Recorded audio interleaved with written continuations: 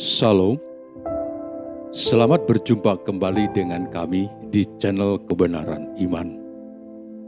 Semoga saudara-saudara semua dalam keadaan sehat, kasih karunia dan damai sejahtera dari Allah, Bapa kita, dan dari Tuhan Yesus Kristus menyertai kita semua. Kita akan membaca dan merenungkan firman Tuhan. Mari kita berdoa. Kami bersyukur ya Tuhan, karena kasih-Mu kepada kami selalu kami rasakan dan tidak pernah berhenti hingga saat ini. Kami mohon Roh Kudus-Mu untuk membimbing kami di dalam membaca dan merenungkan firman-Mu. Di dalam nama Yesus kami berdoa. Amin. Firman Tuhan hari ini akan kita baca dari kitab Yohanes pasal 14 ayat 18. Aku tidak akan meninggalkan kamu sebagai yatim piatu. Aku datang kembali kepadamu. Demikian pembacaan Alkitab. Terpujilah Tuhan Yesus Kristus. Haleluya.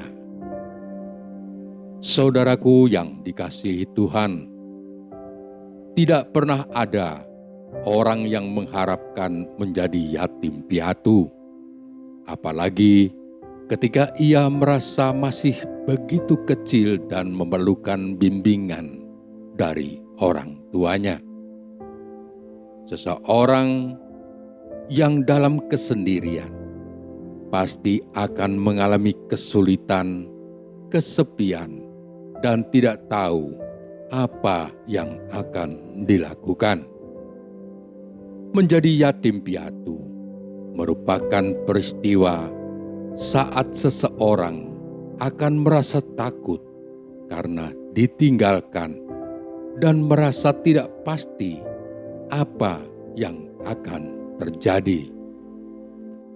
Saudaraku yang terkasih, ketika Tuhan Yesus melakukan perjamuan terakhir, Ia berjanji kepada murid-muridnya bahwa Ia tidak akan meninggalkan murid-muridnya sebagai yatim piatu.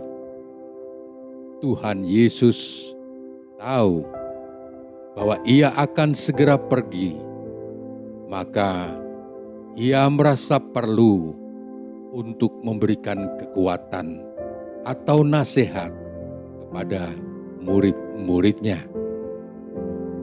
Dengan kepergiannya, para murid pasti akan menghadapi situasi yang lain dari biasanya. Mereka yang biasa didampingi Tuhan akan ditinggalkan.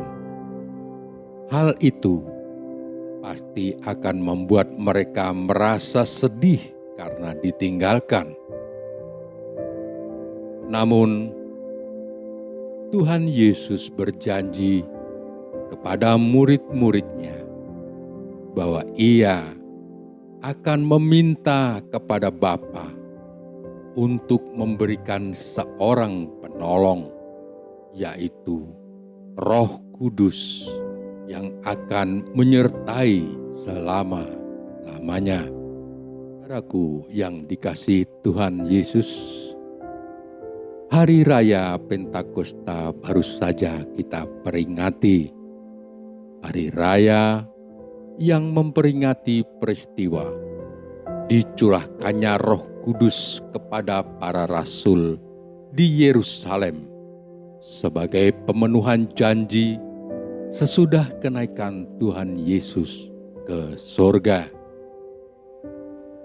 Sebagaimana para rasul atau murid-murid Tuhan Yesus yang mengalami perpisahan, kita pun tentunya tidak akan mengalami kesendirian, karena Roh Kudus akan menemani dan diam di dalam diri kita sebagai penolong dan penuntun kita.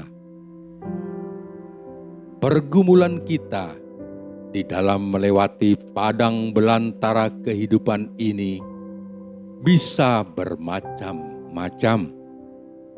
Sesekali kita merasa bahagia, sesekali pula kita merasa sedih dan menderita.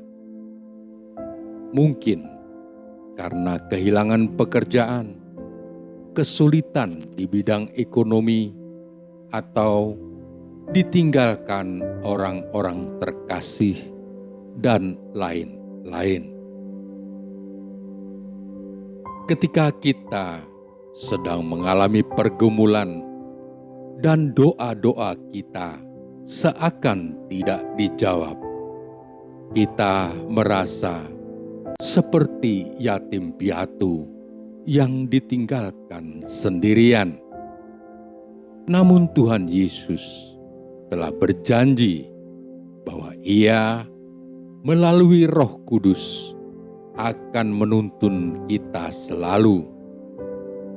Tuhan tidak pernah meninggalkan anak-anak yang dikasihinya. Tuhan berjanji memberikan Roh Kudus agar kita tidak merasa ditinggalkan. Yohanes 14 ayat 26. Tetapi penghibur, yaitu Roh Kudus, yang akan diutus oleh Bapa dalam namaku, Dialah yang akan mengajarkan segala sesuatu kepadamu dan akan mengingatkan kamu akan semua yang telah kukatakan kepadamu. Roh Kudus meneguhkan iman orang-orang percaya saat bergumul dengan kesusahan dan penderitaan. Roh Kudus memberikan keberanian untuk memberitakan kebaikan Allah di tengah-tengah tantangan yang dialami oleh manusia. Saudaraku yang terkasih, Roh Kudus diberikan kepada orang percaya sebagai jaminan yang menjadi bagian orang percaya, atau sebagai pembuktian dari masa depan yang mulia di dalam Kristus.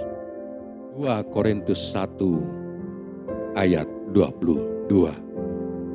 Tuhan Yesus menghendaki tindakan nyata dari kita untuk menjadi alat perpanjangan tangannya, menebarkan kasih Allah yang telah dinyatakan dalam diri kita. Hidup saling mengasihi dan tolong-menolong, saling mendoakan dan menguatkan di dalam menghadapi pergumulan.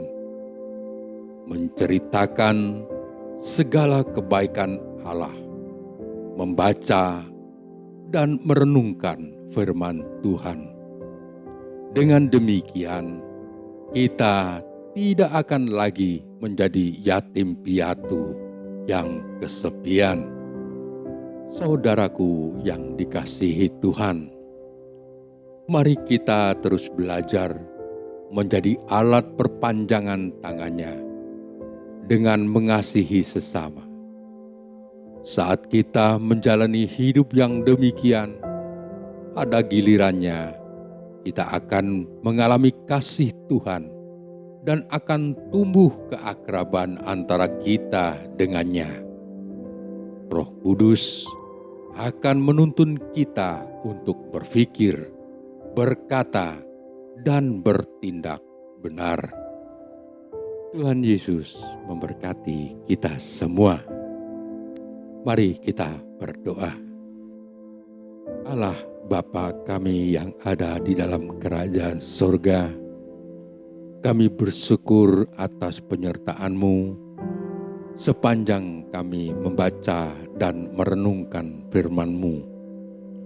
Kami mohon, biarlah firman ini bertumbuh dan berguna bagi diri kami dan sesama kami. Kami percaya dengan janji-Mu bahwa Engkau tidak akan pernah meninggalkan kami sebagai yatim piatu. Engkau menolong dan menemani kami setiap hari. Engkau memberi kekuatan saat kami lemah. Engkau memberi penghiburan saat kami dalam kesusahan. Engkau menuntun kami pada kebenaran lewat firman-Mu. Terima kasih Tuhan, di dalam nama Yesus kami telah berdoa. Amin. Demikian renungan kita pada saat ini. Kita akan berjumpa pada renungan berikutnya. Terima kasih. Tuhan Yesus memberkati kita semua.